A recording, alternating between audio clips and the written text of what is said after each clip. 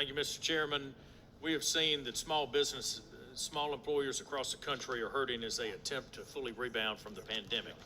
There are over 10.1 million job openings in the U.S., and small employers are having trouble finding workers to fill those jobs.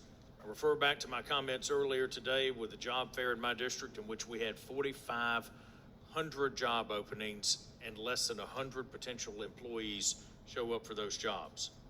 But this proposal offered by the majority would create even more uncertainty for the businesses who can least afford to lose workers on short notice.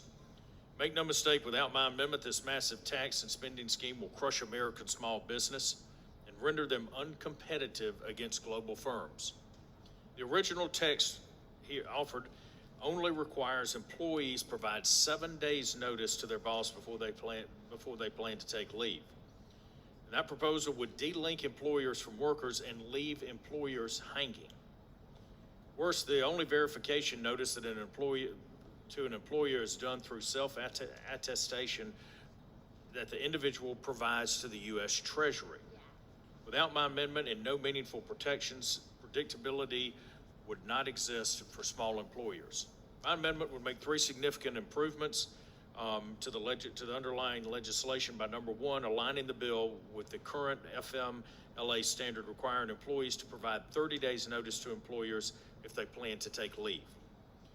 We'd also want to make sure that the information reported to the Treasury by the individual is strengthened and can be verified.